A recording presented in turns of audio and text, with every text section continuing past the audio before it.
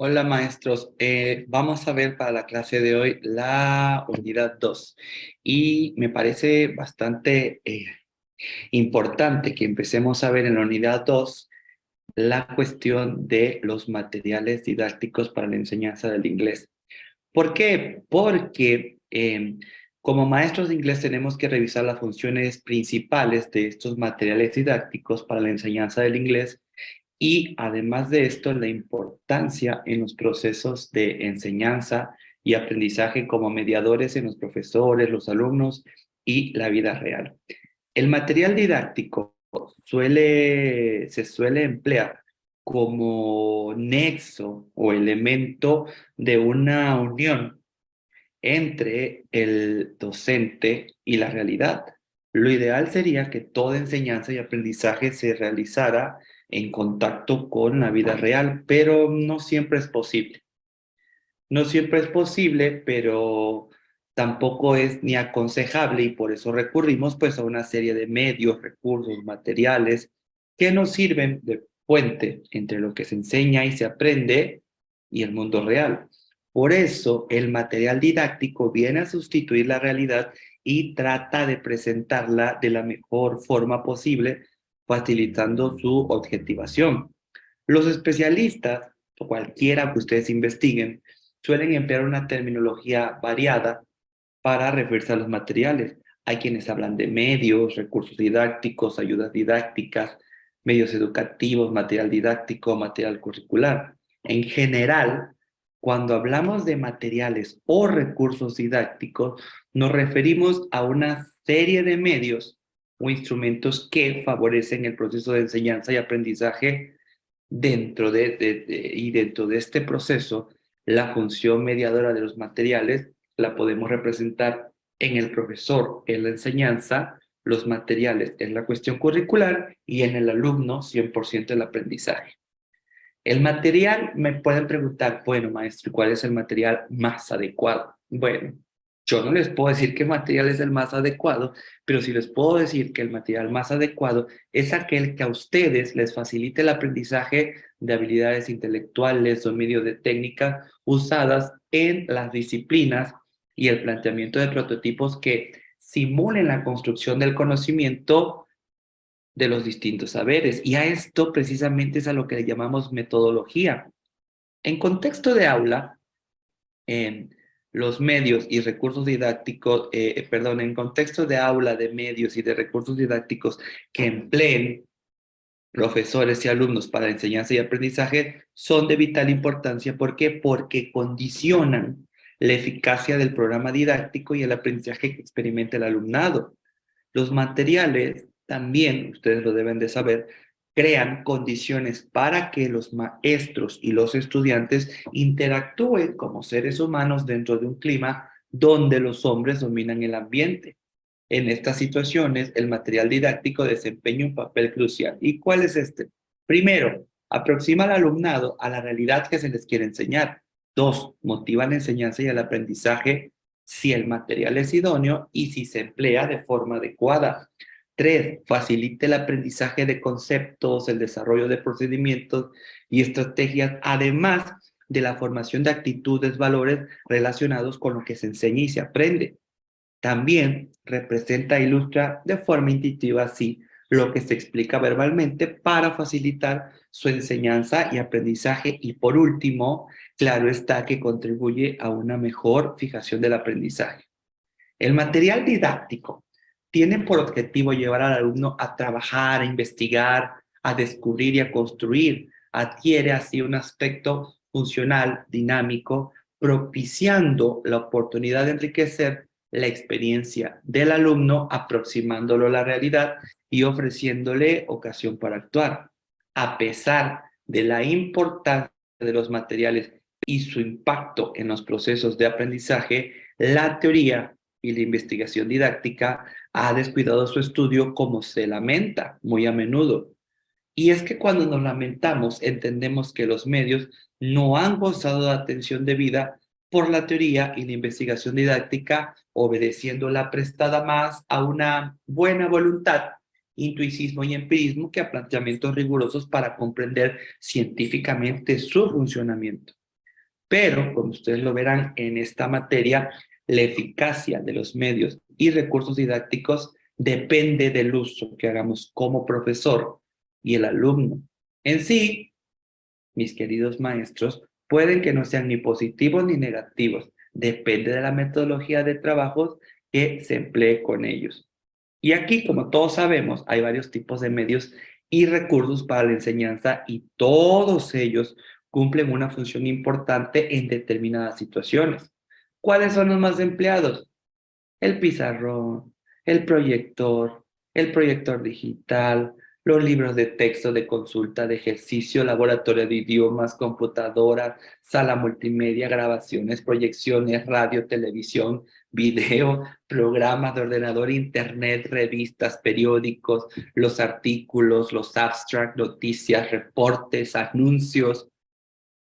Hay gente que utiliza el franelograma o el plastigrama, los flashcards, los rótulos móviles, organigramas, pósters, murales, láminas, objetos reales o en miniatura, cupones, tickets, folletos, trípticos, anuncios, fotos de carteles, recortes. Seguro se han de estar acordando de sus clases.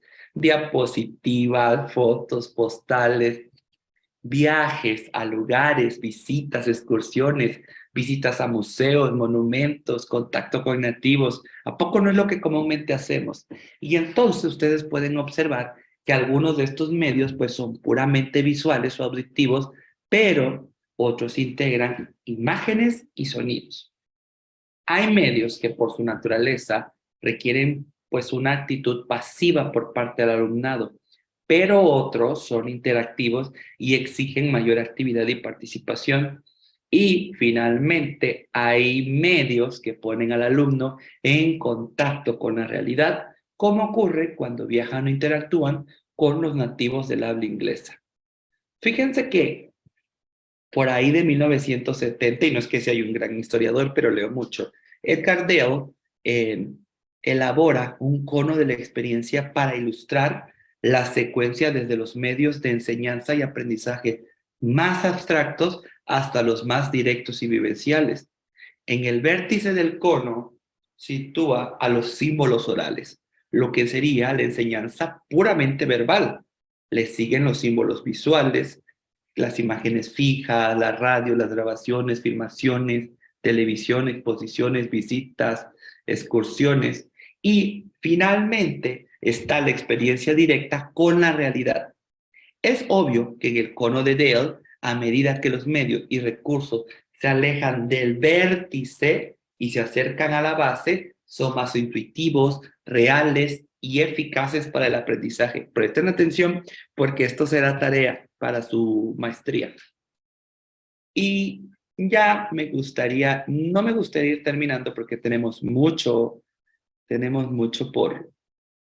por aprender todavía, pero me pueden preguntar, maestro, ¿qué criterios tienes tú para la selección o elaboración de los materiales curriculares?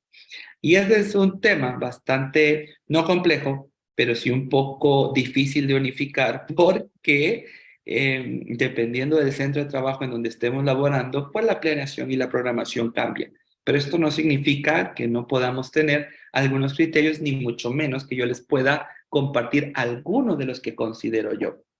Y se los digo esto porque hay otros muchos aspectos e interrogantes que siempre debemos plantearnos cuando diseñamos materiales o nos limitamos a seleccionar y adaptar los ya existentes.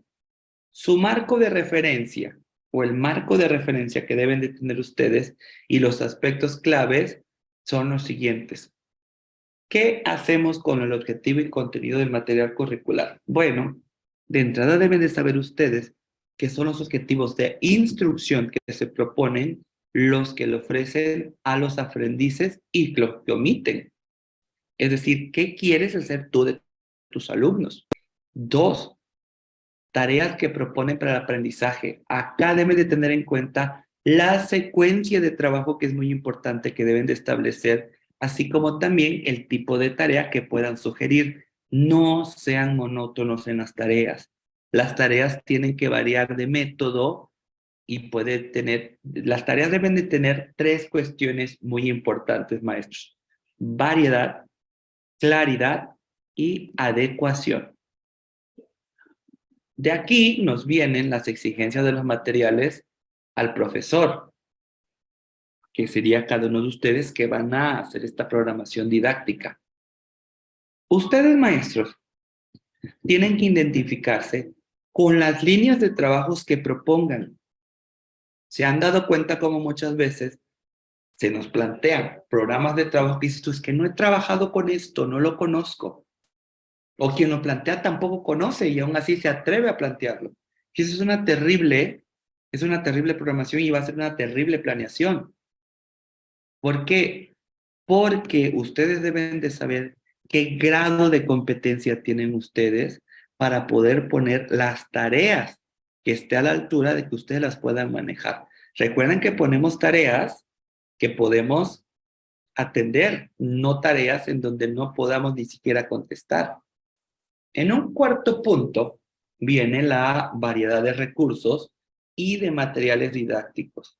Y esto es la adecuación de los materiales a las necesidades e intereses y expectativas del alumnado. Esto es lo que más cambia, muy común en la programación y en su planeación, porque los alumnos crecen, cambian de grados y como todo ser humano también cambian de eh, sentimientos, actitudes, incluso en la escala axiológica, ¿cierto?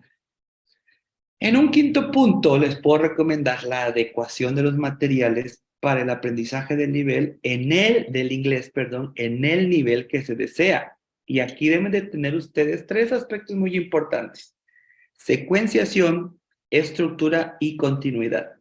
Y por último, un criterio que deben de tomar muy en cuenta es la adecuación de los materiales para generar los procesos de aprendizaje que se desea. Aprendizaje autónomo, aprendizaje por descubrimiento, construcción de los aprendizajes, aprendizaje basado en el contenido y el aprendizaje cooperativo, que sin duda alguna, déjenme platicarles que para la Universidad José Vasconcelos, este último punto en las últimas certificaciones que han tenido sus profesores ha sido un punto en el que se ha trabajado arduamente sobre todo en esto del aprendizaje cooperativo.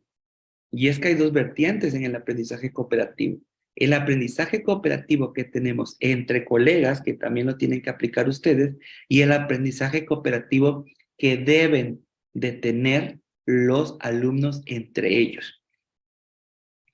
Maestro César, ¿me puedes dar algunos otros criterios para que podamos analizar los materiales? Sí, claro que se los puedo dar, sin lugar a duda. Esto se trata de aprender, ¿vale, maestros? Y estos criterios que les di, claro que nos ayudan, pero tampoco es que sean suficientes. ¿Por qué? Porque, maestros, debemos de profundizar en otros aspectos relacionados con el tipo de aprendizaje que deseamos facilitar y propiciar a través de los materiales. Y en este sentido, siempre les voy a recomendar que conviene explorar otras áreas y plantearnos hasta qué punto determinados materiales pueden contribuir al desarrollo de la enseñanza del inglés. Y estos son, en primer lugar, conocimiento de hechos generales o relacionados con disciplinas académicas específicas. Esto es lo que comúnmente conocemos como formación general o especializada. Punto número 2, nuestra visión de lo que es el conocimiento y cómo se desarrolla. 3, nuestra concepción sobre el aprendizaje de las lenguas. 4, roles del profesor y alumnos en la clase. 5, oportunidades para el desarrollo de las habilidades cognitivas.